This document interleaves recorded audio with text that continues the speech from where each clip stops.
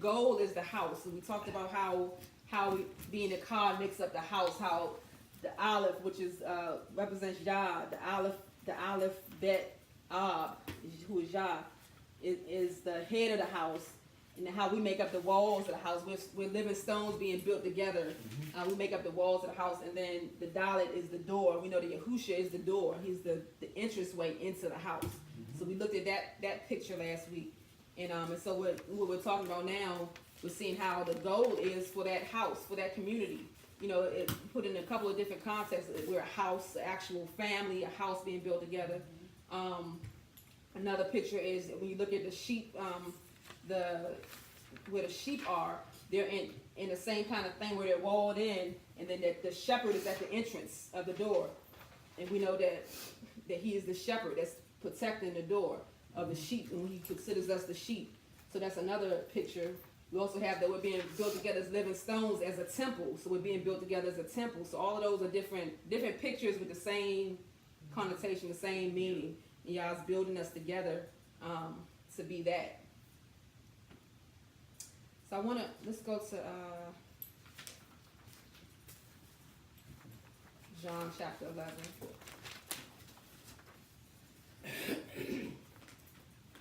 And I appreciate everybody sharing and giving input. I think it's important for us to hear what we're all thinking and where our different perspectives are coming from. You know, so we, you don't just want to hear me talk. You don't want to just, I want to hear what everybody has to say in the input, so that we're seeing the different perspectives, because we are the community being built together. I wanted to share something. This is something that I was writing down. I shared a little bit of this before, but it talks about just each segment adds something different to the body and different to the community. You have a body of people. You have women, you have men, you have elders, you have youth, and each aspect brings something different to the equation. And when one of those pieces is missing, it detracts from the equation. Yeah.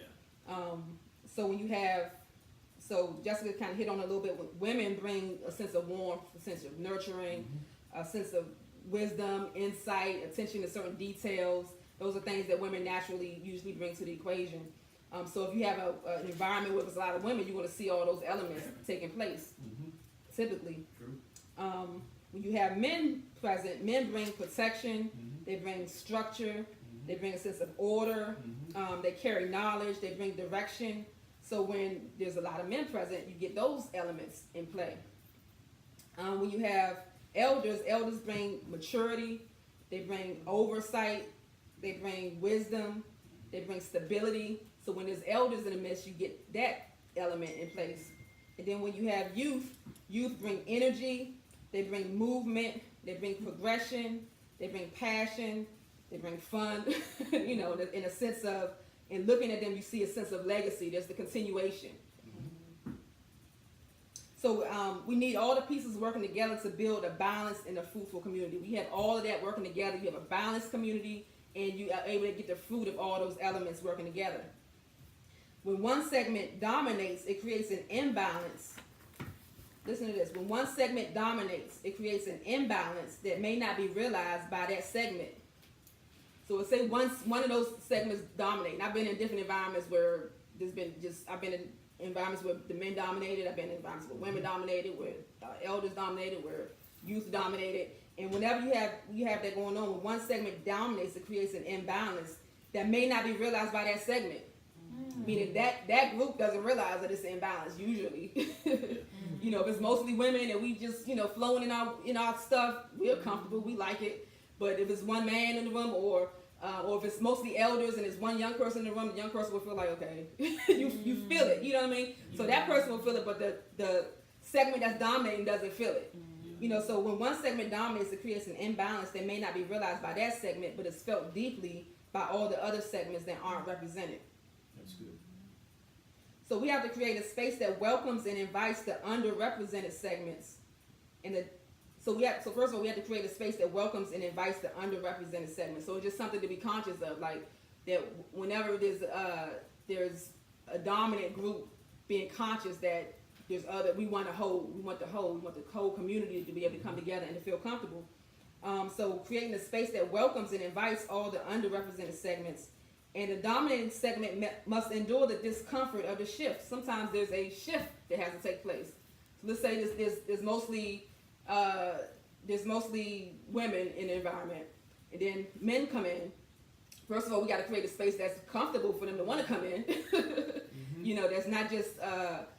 I mean, it's natural to, when you're the dominant thing, to, you know, it's like you have your own house. You have it the way that you want your house. This is what your preference is. This is what you like.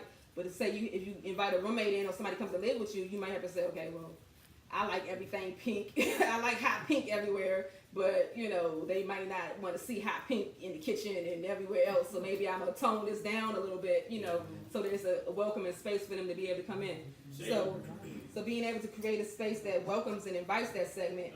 And this is the dominating segment must endure the discomfort of the shift, because we don't like shifts. You know what I mean? So if it's a youthful environment and the elders start to come in and they just used to, we just want to do this and do this and do this and do that, and they're like, well, wait a minute, let's think this out. let's come up with a plan. Yeah. You're used to just, you know, then that's a discomfort that you're going to deal with to balance out. Okay, let's do the shift. So when things shift like that, it causes discomfort. But to endure that discomfort so that balance is brought into the equation. Yeah, that's good.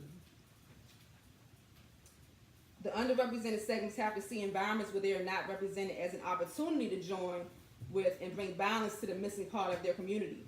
So that other part is that when you come into an environment and you don't see yourself represented, being able to have the mindset, which is hard. Most people don't have the mindset of saying, I'm going to add my piece to the puzzle. Okay, you know, like we know the brothers, it's not too many brothers, you know, so, but I'm not going to run from that. I'm going to say, okay, well, let me come in, bring some other brothers in, and let's build this, because, and that's the mindset of community. We talked about last week, we said Torah culture. In Torah culture, love looks at what's best for us and we, and not just me, because I am not separate from us. So a lot of times we run from environments that have any type of discomfort. We run from that environment versus being able to see how do we add to that environment so that things balance out. What do I have? Because we all have something that we contribute and that we add. So, and y'all desire. So, but if we're looking at our own desire first and primary, it's like, well, this ain't working for me. Go find what's working for me, you know. And then, but you realize that most environments you go to, it's going to be something that's going to be missing. Right. You know, so you go to this environment, this works for you, but it's going to not work for you in another way. Yeah. You know, so like we're constantly moving around instead of being like, okay, how do we build community that works for all of us, where it's going to be give and take, where some stuff may be uncomfortable for me, but it matters. It's okay though, because it's making it more comfortable for somebody else, so that we can all function together as a community.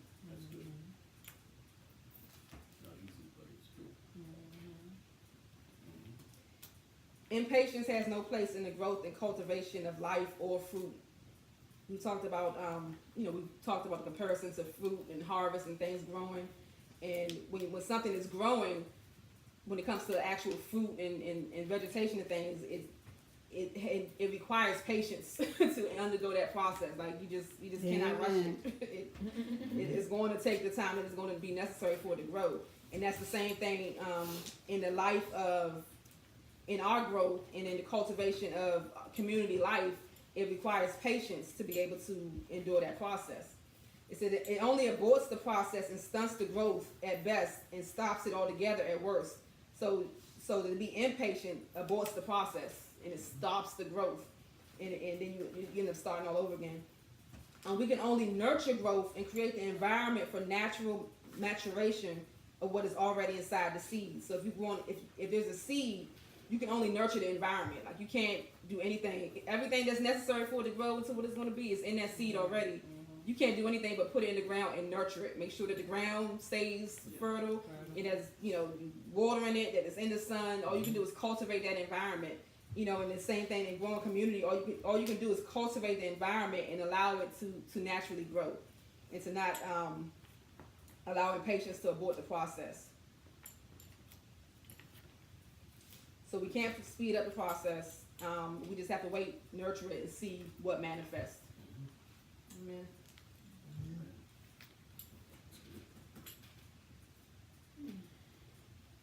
All right. I said turn to John. 11.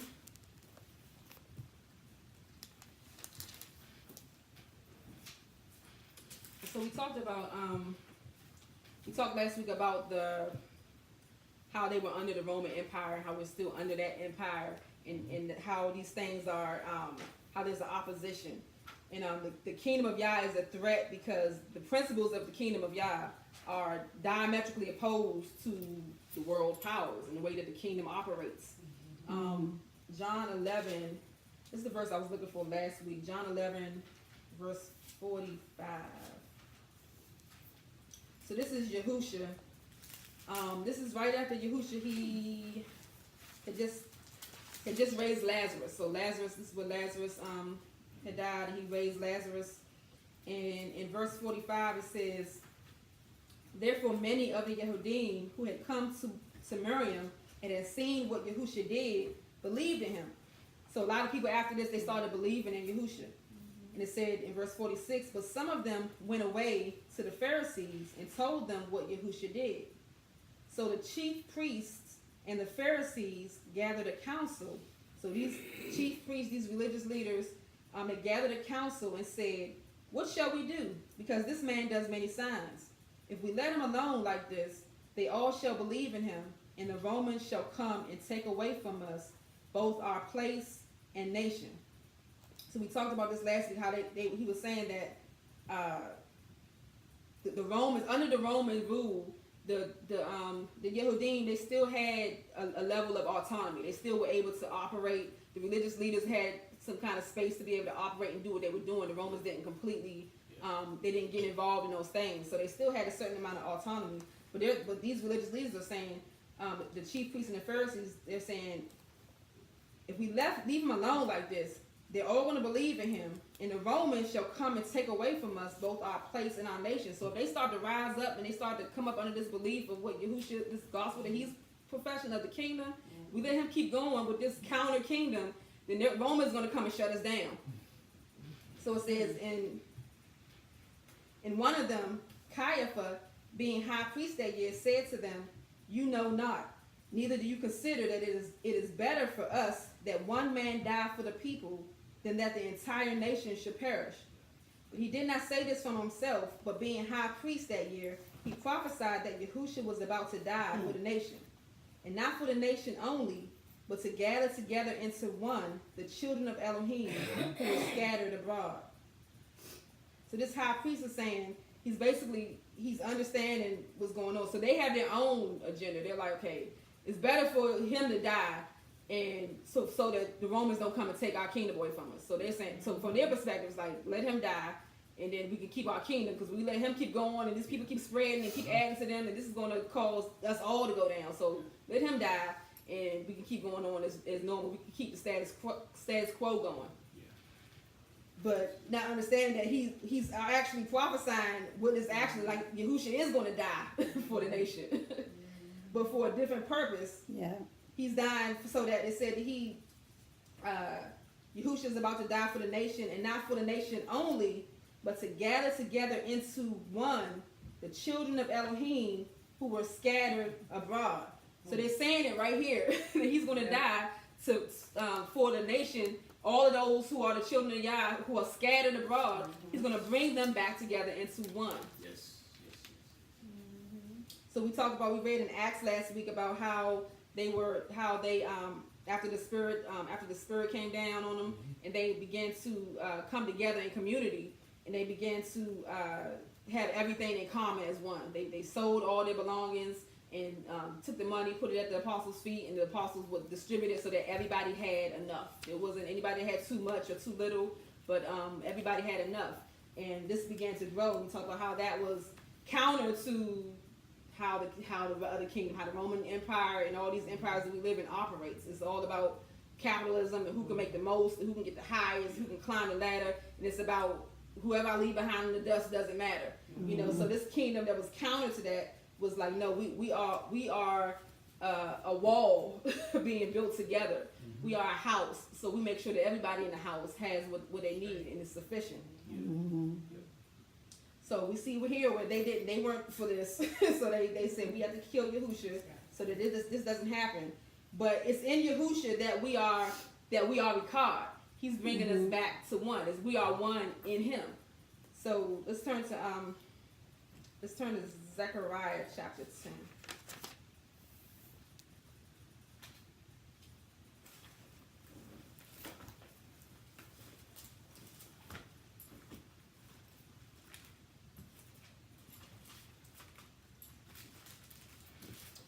Zechariah chapter 10.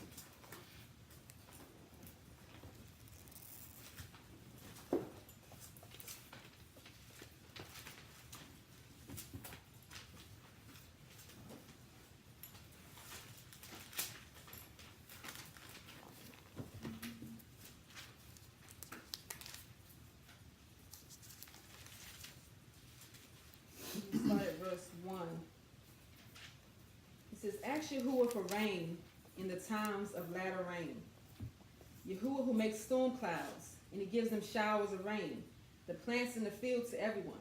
For the household idols spoke emptiness, the diviners saw falsehood, and relate dreams of deceit. They comfort in vain. Therefore they have wandered about like sheep. They are afflicted, for there is no shepherd. My wrath burns against the shepherds, and I lay a charge against the leaders. For Yahuwah of hosts shall visit His flock, the house of Yehudah, and make them like His splendid horse in battle. From him comes the cornerstone, from him the tent peg, from him the battle bow, from him every ruler together. And they shall be like mighty men who trample down the mud of the streets in the battle. And they shall fight because Yahuwah is with them. And the riders on horses shall be put to shame. And I shall make the house of Yehudah mighty, and save the house of Joseph. And I shall bring them back, because I have compassion on them. And they shall be as though I had not pushed them aside. For I am Yahuwah their Elohim, and I answer them. And Ephraim shall be as a mighty man, and their heart shall rejoice as if with wine. And their children shall see and rejoice, their heart exulting in Yahuwah. I shall whistle for them and gather them, for I shall ransom them, and they shall increase as they once increased. Though I sow them among peoples, they shall remember me in places far away, and they shall live together with their children, and they shall return. And I shall bring them back from the land of Mitzrayim, and gather them from Asher, and bring them into the land of Gilead and Lebanon, until no more room is found for them. And he shall pass through the sea of distress, and strike the waves of the sea, and all the depths of the river shall dry up. And the pride of Asher shall be brought down, and the scepter of Mitzrayim be taken away. And I shall make them mighty in Yahuwah, so that they walk up and down in His name, declares Yahuwah. Beautiful. So there's a lot in that. Yes. There's a lot in that. First of all, He's always dealing with the shepherds and the leaders of the people, because this is who is always keeping the people out of the position of community that they're trying to build. And so he deals with that. But he talks about how He's regathering. He says, I shall whistle for them and gather them, for I shall ransom them, and they shall increase as they once increased. He says, though I sow them among people, among the nations, though I sow them among the nations, they shall remember me in places far away, which is what we're doing right now. In places far away, they're going to remember me. And they shall live together with their children, and they shall return. Yes. Mm. Yes. This one says they will survive and return. Yeah. They shall survive and return. So y'all say he's sowing His people among the nations. It's another way of saying He's scattered seed. So there's seed of the kingdom. He scattered us like seed amongst the nations. And patiently, the seed is taking root and growing up. And His people are popping up all over the place, to the places where He sowed them. In faraway places where we are, we're waking up and remembering Him. In all of these places. And He says He's ransoming us and bringing us back. And as He's bringing us back through Yahusha, through the Ruach, through the Spirit, He's bringing us back and making us one, despite the fact that we've been scattered. So He scattered us. He scattered us. But He's bringing us back together as one.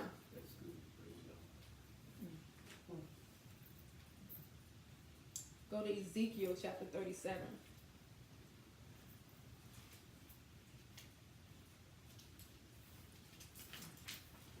You said 37? Mm-hmm. Ezekiel 37.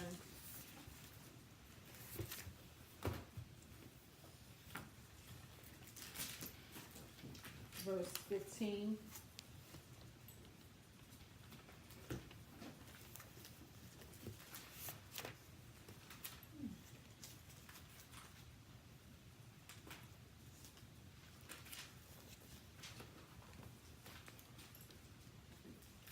Ezekiel 37:15.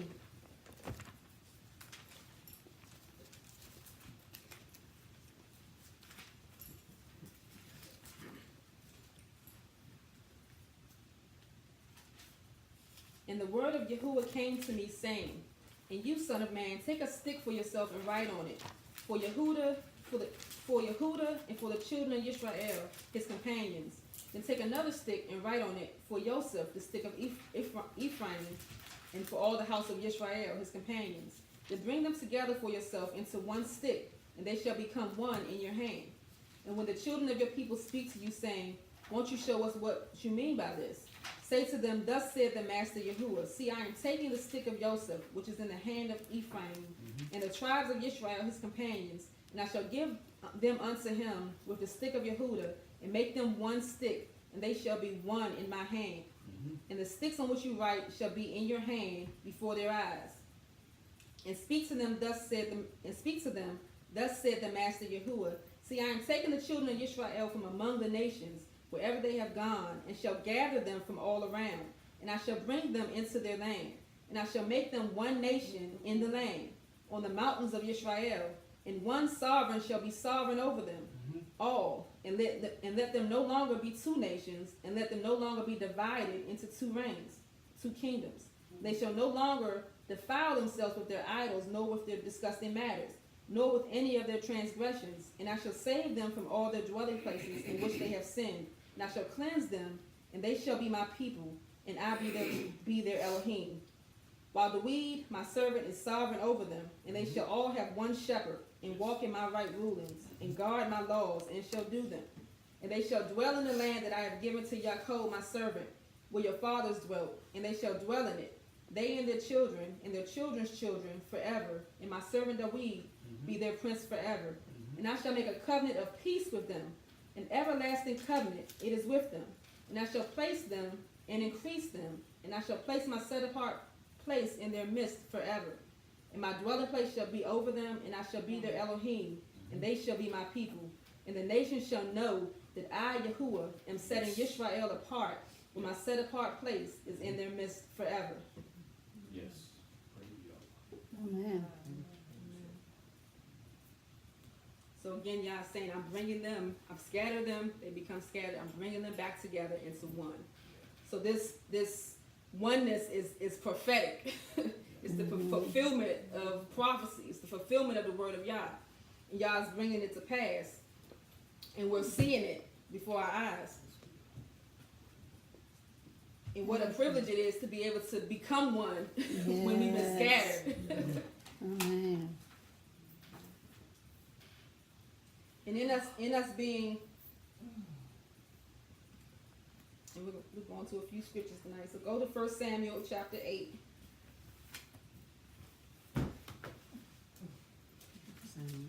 First Samuel chapter 8.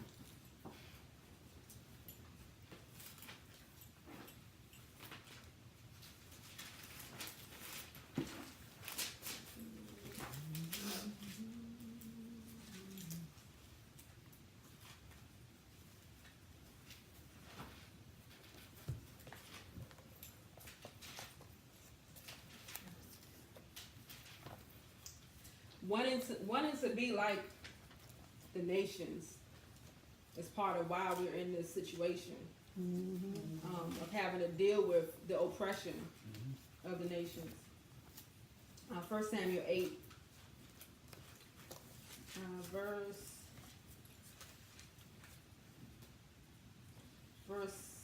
4.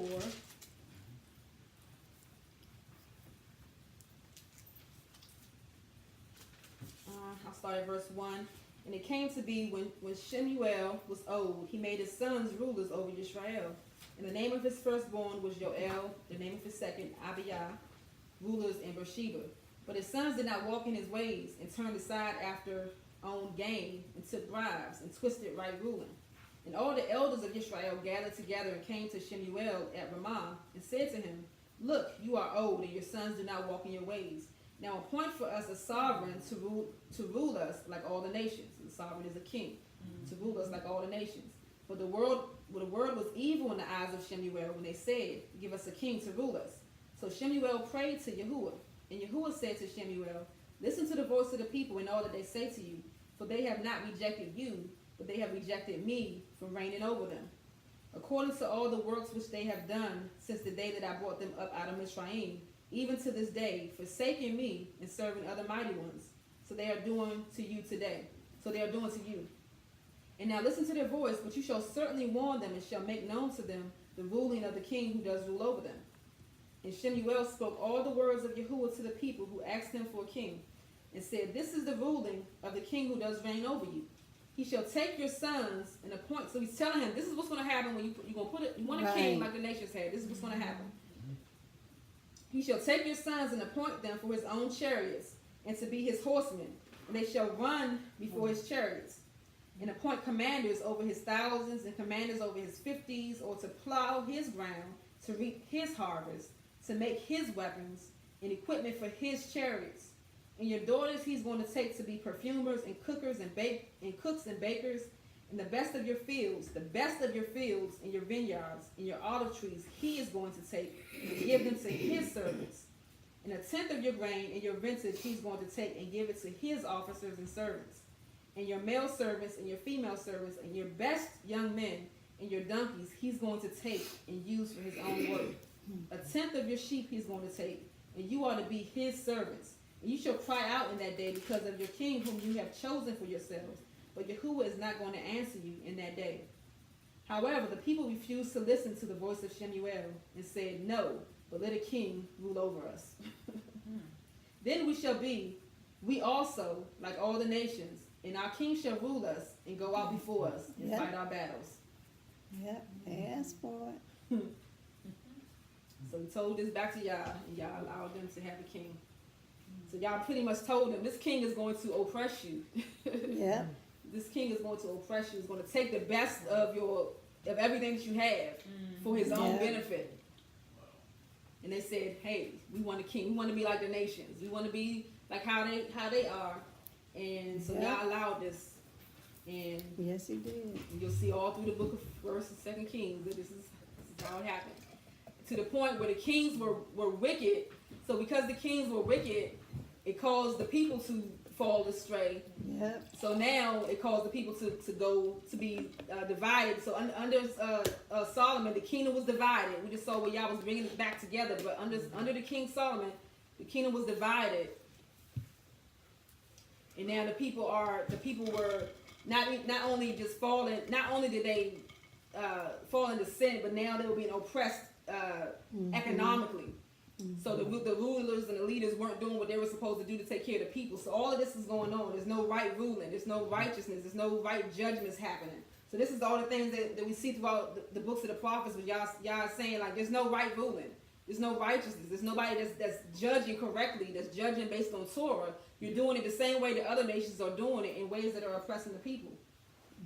But this is what Israel asked for. For the other nations that had kings, were those kings like he was saying, their king were their kings devious like this one, like their kings? Well, they operated. That was their system of operating. Okay, so they were bad kings too. The people they wanted to be like, they had bad kings too. Yeah, they dominated the people. It was a hierarchy where they ruled over the people, which is a different. Just like how we talked about, like this is a democracy here in America, but in some countries you got a communist or you have a socialist economy. So it's different ways that they operate and rule. So we saw when we looked at Acts, the way that they operated, the way that the kingdom operated was, we make sure that everybody has what they need. There's this equity, there's right ruling, there's justice. You're making sure that you're going based on Torah. But the other nations had their own their own law, Okay. their own way of doing things.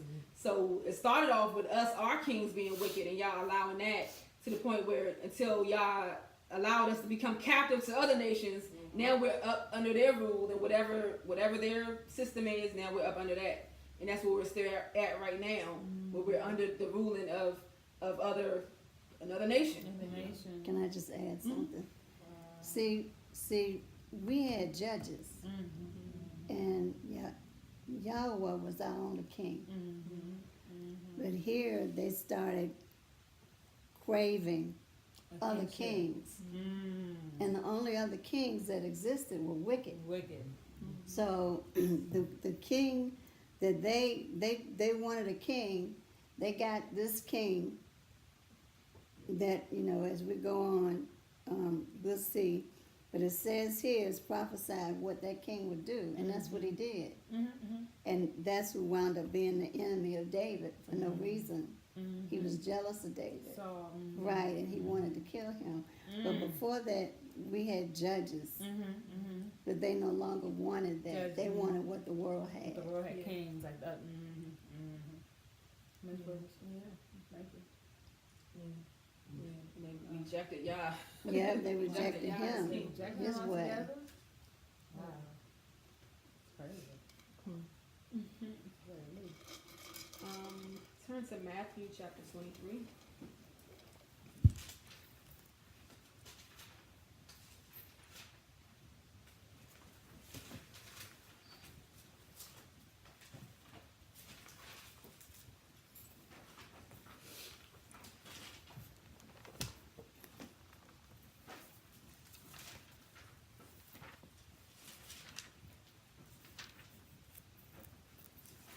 So you'll see all throughout the books of the prophets. You'll see all throughout the you'll see in the New Testament. You'll see in the BatYah how Yah and Yahusha are always railing against the leaders, the shepherds, the prophets, the priests, the Pharisees, the scribes. It's always the leaders, because those are the ones that are establishing order. And the way they're doing it is not based on the spirit of Torah. They're doing it based on other things and for other reasons. And this is causing the people, first of all, it's causing the people to sin and to go after other idols. Then it causes the poor amongst the people. It causes the people to be poor and oppressed. And Yah is constantly coming against those things. So Matthew chapter 23, verse 1, it says, Then Yahusha spoke to the crowds and to his taught ones, saying, The scribes and the Pharisees sit on the seat of Moshe. Therefore, whatever they say to you, to guard and do. But do not do according to their works, for they say and do not do. So he's saying, they sit at the seat of Moses, they read the Torah, so listen to what they're saying, and do what they're saying, but don't do what they're doing, because they're not doing what Torah says to do. I don't know if you had the kind of parents or relatives that, they tell you not to do as I say, not as I do. They smoking a cigarette, don't you smoke no cigarettes. But you smoking them. Do what I say, not what I do. It's like, okay. That's right. But Yahusha is saying, listen to them. They sit on the seat of Moses. They're telling you the Torah. What they're saying is right, but they don't guard it. They're not doing it. So don't do as you see them doing. It says, For they bind heavy burdens, hard to bear, and lay them on men's shoulders. But with their finger they do not wish to move them. Their hearts are not right. And they do all their works to be seen by men. And they make their tefillin wide, and that's in another verse it says phylacteries, and that's the little box thing that they had the scriptures and stuff in. It says, in lengthen their zitzites of their garments. So they had super long zitzites. They want you to see, I got that. So see, they lengthen the zitzites of their garments, and they love the best places at the feast. The best seats in the congregations. They love the best. They're the head of they're the head of the places. They got the best seats. They got their tickets and whatever. And it says, and they love the greetings in the marketplaces, and to be called by men, Rabbi. They love all their titles. They, I'm this, 15, how we do 15 titles in front of our names. And, they love it. So this is their goal. You know what I mean? And we see this in every arena of life, whether it's education, religious. We get into this place where we love in entertainment. You love to be regarded highly. Yeah. So it says, but you do not be called. So Yahushua's talking to his disciples. He says, but you do not be called rabbi, for one is your teacher, the Messiah, and you are all brothers. So Yahushua is putting them back like you guys are your brothers. Your brothers. You're this strong wall that's being built together, not in these things like the world is doing in these hierarchies. So it says, do not call anyone on earth your father, for one is your father. He is in the heavens. Neither be called leaders, for one is your leader, the Messiah. But the greatest among you shall be your servant. And whoever exalts himself shall be humbled. And whoever humbles himself shall be exalted. But woe to you, scribes and Pharisees, hypocrites, because you shut up the kingdom of the heavens before men. For you do not go in, nor do you allow those who are entering to go in.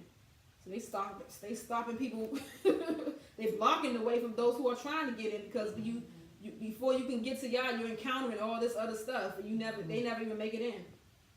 Woe to you, scribes and Pharisees, hypocrites, because you eat up widows' houses, and for a show make long prayers. Because of this you shall receive greater judgment. So they're not doing, they talk about the widows and orphans and different things. They're not being taken care of properly. So we go back to the mindset of the people being taken care of and the poor. So, widows means what? It means that the husband is no longer there to take care of the house, to provide for the house. So he's saying that they're not taking care of the houses of the widows. It says they're eating up the widows' houses, but for a show they're making long prayers. They're doing all these things to hide the fact that, like, you're not doing the right thing. It says you'll receive greater judgment. Woe to you, scribes and Pharisees, hypocrites, because you go about the land and the sea to win one convert, but when he is won, you make him a son of Gehenna twofold more than yourselves. So they go trying to get people to convert, but then you making him worse than he was before he came in contact with you. Yeah. Woe to you, blind guides who say, whoever swears by the dwelling place, it does not matter. But whoever swears by the gold of the dwelling place is bound by oath. Fools and blind, for which is greater, the gold or the dwelling place that sets the gold apart? And whoever swears by the slaughter place, it does not matter. But whoever swears by the gift that is on it is bound by oath. Fools and blind, which is greater, the gift or the slaughter place that sets the gift apart? He then who swears by the slaughter place swears by it, and by all that is upon it. And he who swears by the dwelling place swears by it, and by him who is dwelling in it. And he who swears by the heaven swears by the throne of Elohim, and by him who is sitting upon it. He's saying that they're focused on the gold and the things in the dwelling place. They swear by that, but like dismissing the bigger picture. Like you done zoomed in and elevated the thing inside and forgot the whole big picture. He calls them fools and blind. Like you're not even discerning right. You can't even see. So you putting all this emphasis you're putting emphasis on the wrong thing. It says 23, woe to you, scribes and Pharisees, hypocrites, because you tithe the mint and the anise and the cumin, and have neglected the weightier matters of the Torah, the right ruling, the compassion, and the trust. These need to have been done without neglecting the others. So he says they're tithing, they're doing the tithe, the mint and the cumin, they're tithing of these things, but they're neglecting the weightier things, which is the right ruling, the righteous judgment, the compassion, the love, the trust. It says, Yahushua makes it clear, you should have done one without neglecting the other. Meaning they're both important. They're both important. You do this, but you don't neglect this. You don't neglect either one of them. And then he blind guides straining out a gnat and swallowing a camel. You're straining at a gnat. You focused in on this little thing, and you're swallowing a whole camel.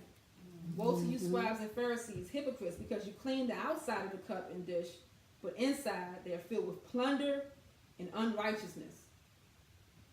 Plunder. You think about somebody plunders a house, or plunders for the wealth or the gold or whatever. Inside the cup is full of plunder and unrighteousness. Blind Pharisee, first clean the inside of the cup and dish, so that the outside of them becomes clean too. Woe to you, scribes and Pharisees, hypocrites, because you are like whitewashed tombs, which outwardly indeed look well, but inside are filled with dead man's bones and all uncleanness. So you too outwardly indeed appear righteous to men, but inside you are filled with hypocrisy and lawlessness. So he's rebuking them for their hypocrisy. They're saying one thing, And these are supposed to be the leaders of the people. These are the ones that are supposed to be taking care of the people. They're saying one thing, but they're doing something different, and the people are suffering.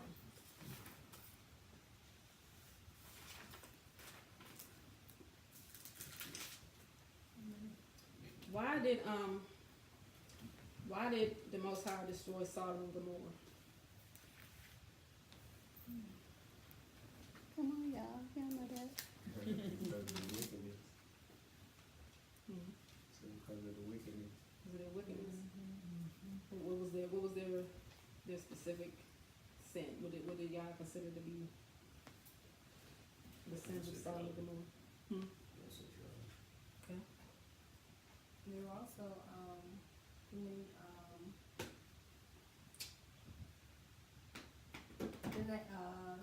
the fallen angels, weren't they intermingling with them too in Solomon? No, they came to the yeah. Idolatry. Idolatry. Turn to Ezekiel 16.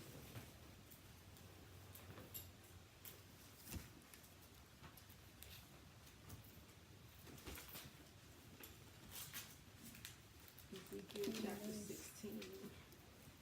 2:29. 16.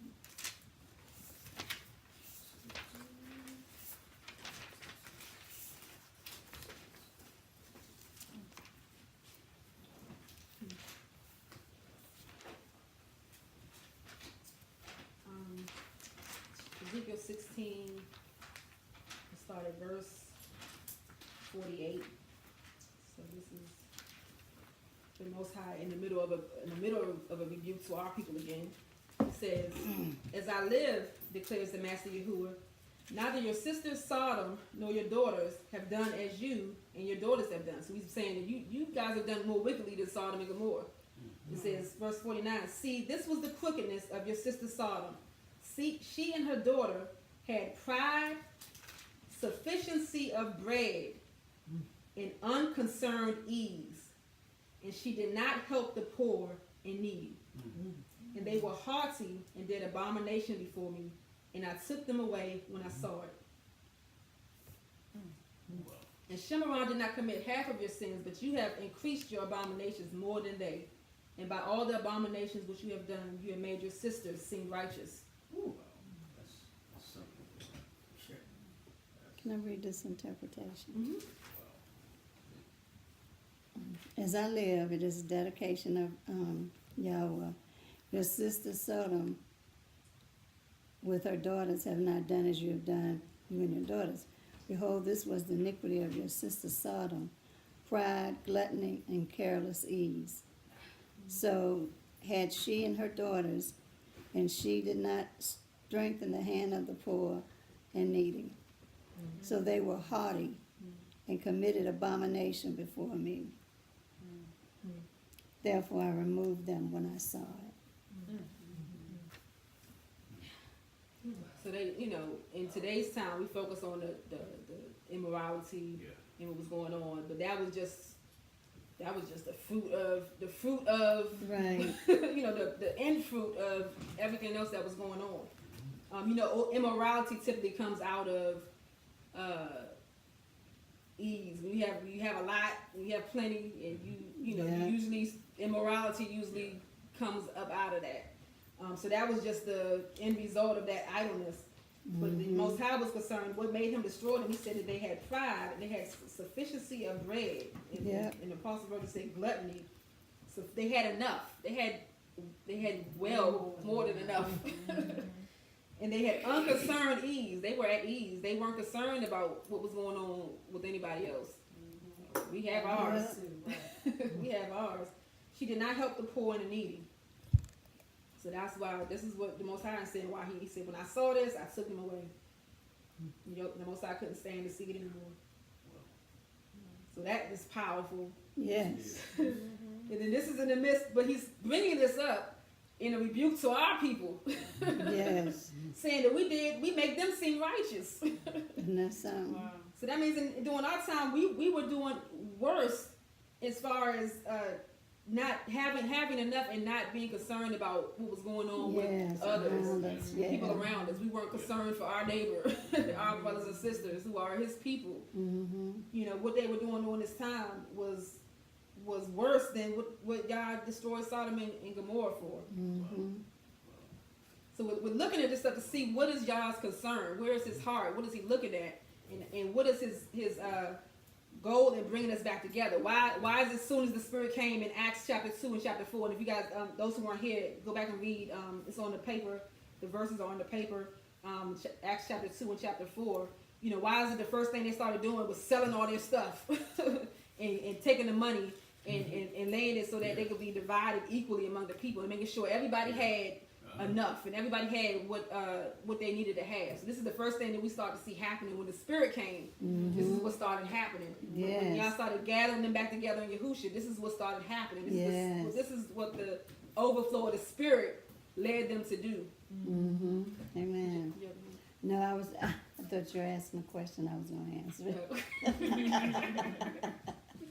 But it's just so clear here how far away and scattered and selfish and ludicrous they had become about all this worldly stuff. Mm-hmm. And his concern was about the people that were in need and others. Yeah. And it's just so clear how when I really like the way you tied this in, because it's just so clear how Yahushua was saying, you know, you're hypocrites. You know, you pretend to be something that you're not. Yeah. But I want everything. And then the Holy Spirit comes and brings the evidence that this is what I want. Yeah. You know, Yeah. this is what I want. This is what I'm concerned with, these things. Yeah. Yeah. And you had gotten so far away, Yeah. even as far as abominations. But this is what I wanted. Yeah. This is what I wanted you to come back to when the Holy Spirit came. Yeah. And it's funny how the other sins come out of that. You know what I mean? Yes. Like the idolatry and the immorality and all those other things come out of that Mm-hmm. that idleness, that lack of concern for others. It just because now you're focused on yourself and your own needs and your own wants and your own desires, and that just starts to swell up and you start to just continue to feed yourself because now it's never enough. That's Continue to good. feed yourself. Mm-hmm. Back in Matthew, it was saying in the Amplified about self-indulgence Yes. as unrestrained greed. That's good. That's good. Greed has no boundaries when you're self-indulgent, Mm-hmm. and that's exactly where we are. Mm-hmm. Yeah. I think we were talking about it once. I don't know if it was last week, but when it was like, we don't want to just have a new You gotta have a Honda Lamborghini. Accord. We gotta have 5 Lamborghinis. Right. You know, it's just stuff that doesn't even make sense to have. Yeah. You know, but just because I can Yeah. have it, you know, Yeah. that unrestrained greed. I liked how that was. I like that unrestrained greed. Wow. All right, so let's turn over to Romans.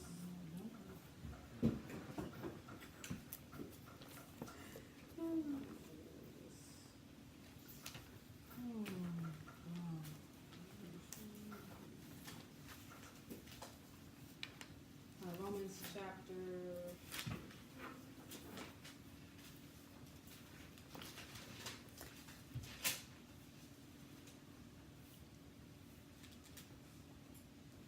Chapter 11.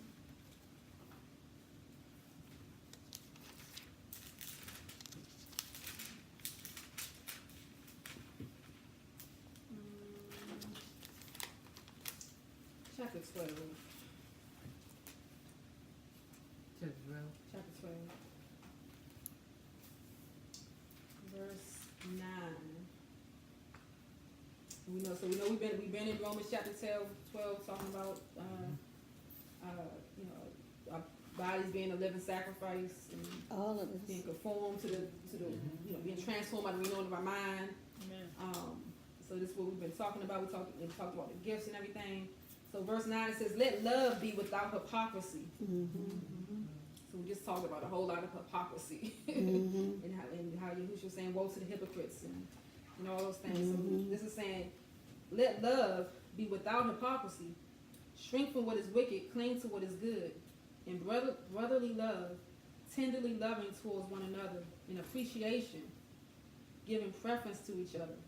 Not idle in duty, ardent in spirit, serving the master, rejoicing in the expectancy, enduring under pressure, continuing steadfastly in prayer, imparting to the needs of the set-apart ones, pursuing kindness towards strangers. Bless those who persecute you, bless and do not curse. Rejoice with those who rejoice, and weep with those who weep. Be of the same mind toward one another. Do not be proud in mind, but go along with the lowly. Do not be wise in your own estimation. Repay no one evil for evil. Respect what is right in the sight of all men. If possible on your part, be at peace with all men. Beloved, do not revenge yourselves, but give place to the wrath. For it has been written, vengeance is mine, I shall repay, says Yahuwah.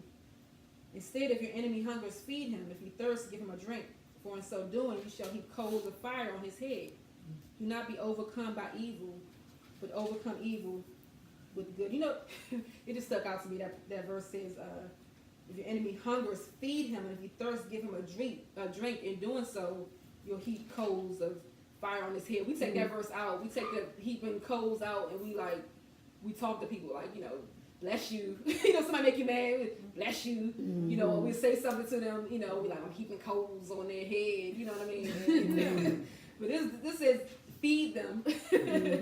Feed the hungry. If your enemy's hungry, feed them and thirst. Like, this is something to actually do. And by doing that, through them experiencing that love, it's like it heaps coals on their head. It's like, it's a rebuke to them because they're experiencing that love that's coming from that. Right. They know they're evil towards you. That's right. Right. That is very good. You don't deserve not a drop of water. Right. Anyway. I said, give him a gallon. Go ahead and pour his cup. To quench your thirst. Y'all keep praying for me. Keep praying for me. Keep living in.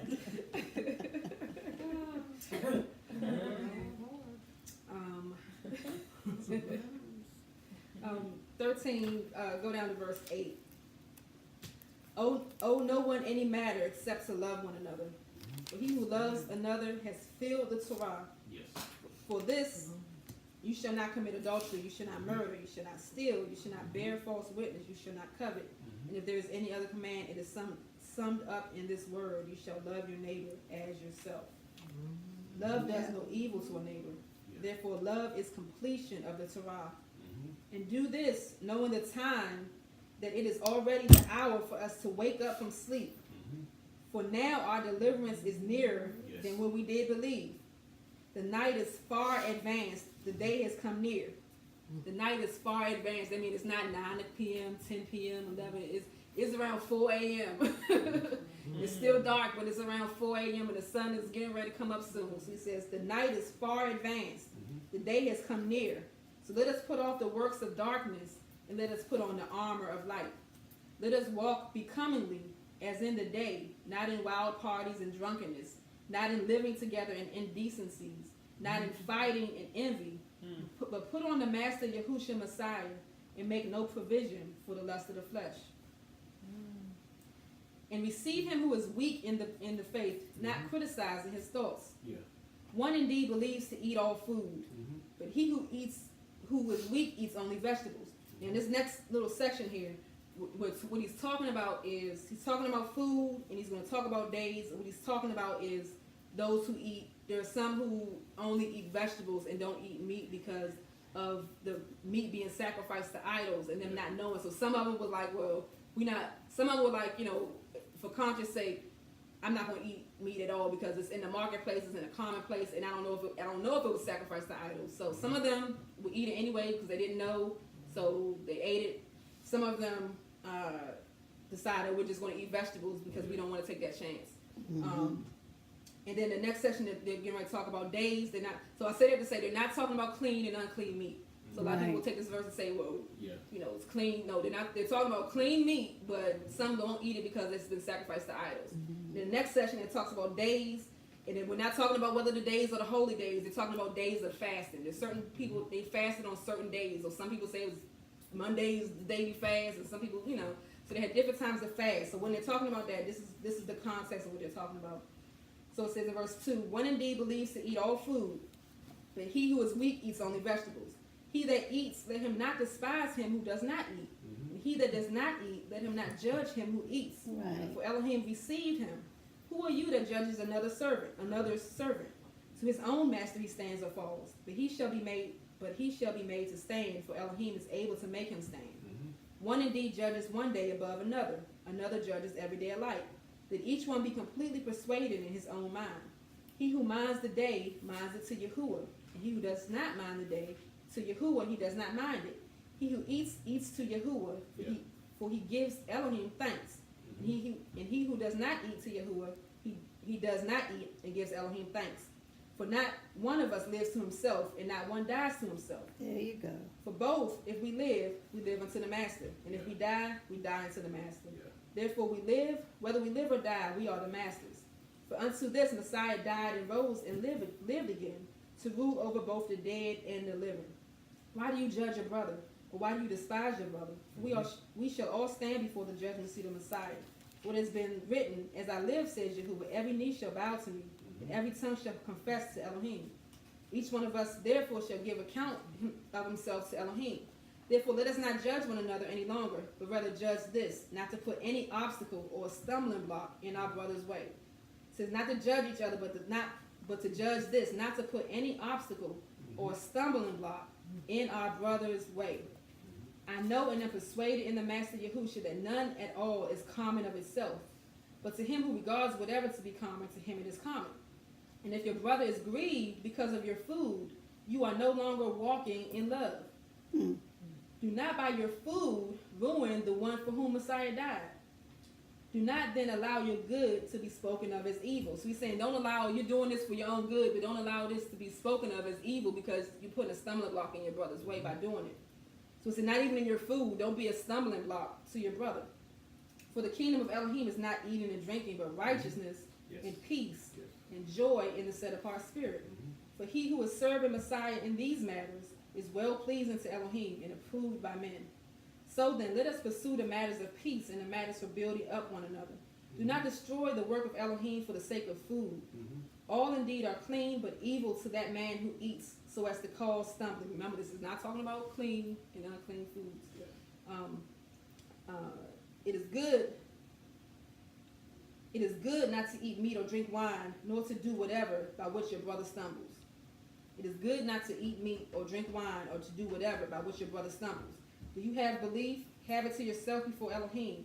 Blessed is he who does not condemn himself in what he approves. But he who doubts if he eats is condemned because it is not a belief, and all that is not a belief is sin. So he's saying, don't cause what you do, even in these small matters, don't cause what you do to be a stumbling block to your brother. Like consider your brother, consider those who are weaker, consider those who are weaker and those who are coming from a different thing. Don't cause them to stumble by something that's so small, something that you can make an adjustment on. So he's saying, even in these things, chapter 15, verse 1, but we who are strong ought to bear with the failings of the weak and not to please ourselves. That each one of us please his neighbor for his good to build him up. For even the Messiah did not please himself, but as it had been written, the reproaches of those who reproached you fell upon me. For whatever was written before was written for our instruction, that through endurance and encouragement of the scriptures we might have the expectation. And the Elohim of endurance and encouragement give you to be of the same mind towards one another, according to Messiah Yahusha, that with one mind and one mouth you might praise the Elohim and Father of our Master Yahusha, Messiah. So accept one another, as Messiah also did accept us, to the esteem, to the glory of Elohim. Amen. So as we're reading, it's like we're continually seeing how everything is going back to the same, coming back to the same things. Coming back to the same thing. Yah is trying to teach us how to love. in all of these books, they're writing to people. They're writing to our people who have been. They're writing to our people who have been dispersed, who have been in part of different nations. That they're trying to come together now, and like all these issues are rising up, all these things that they're used to doing, and they're trying to teach and give instruction and give them the right mind to be able to have, so that they can become one. Mhm. That's good.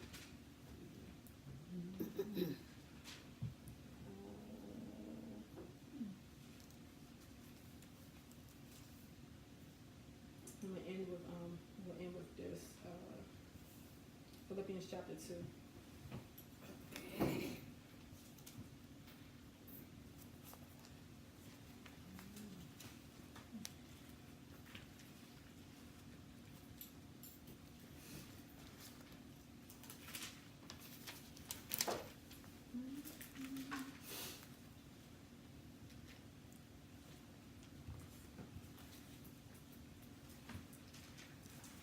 Philippians chapter 2, verse 1. If then there is any encouragement in Messiah, if any comfort of love, if any fellowship of spirit, if any affection and compassion, make my joy complete by being of the same mind, having the same love, one in being and of purpose, Yeah. doing none at all through selfishness or self-conceit, Yeah. but in humility consider others better than yourselves. Each one should look out not only for his own interest, but also for the interest of others. Yes. For let this mind be in you, which was also in Messiah Yahushua, Mhm. who being in the form of Elohim, did not regard equality with Elohim a matter to be grasped, but emptied himself, taking the form of a servant, and came to be in the likeness of men. And having been found in fashion as a man, he humbled himself, and became obedient unto death, death even of a stake.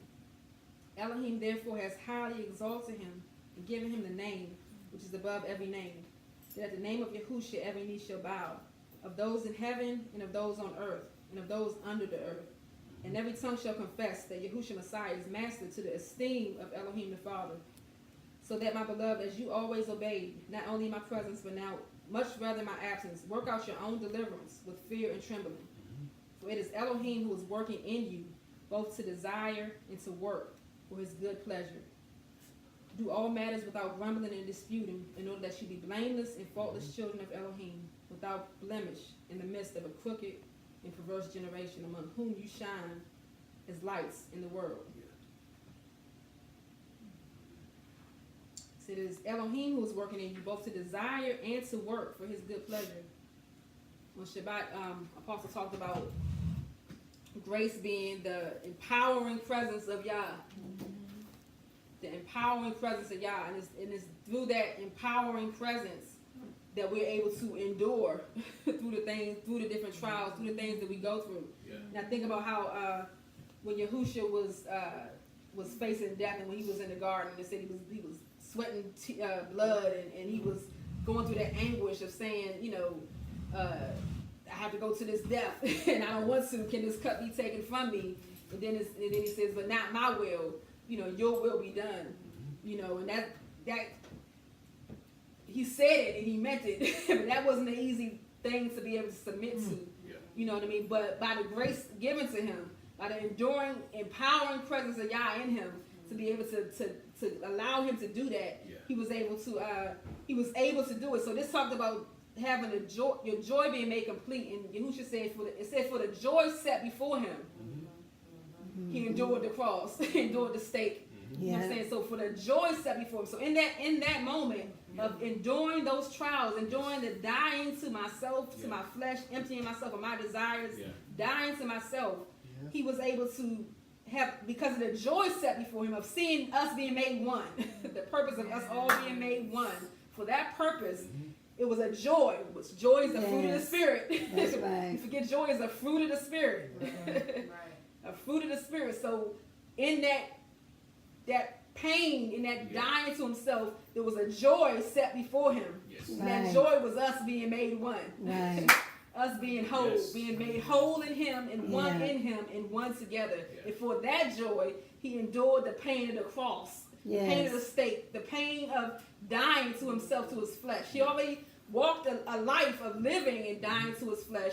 And now he's going to literally die to his flesh. Yes. You know, so what we're getting in all these books and all these letters of encouragement is saying, die to your flesh, because it says you have not yet endured to the point of death, sin That's in what the it flesh. says. We ain't died.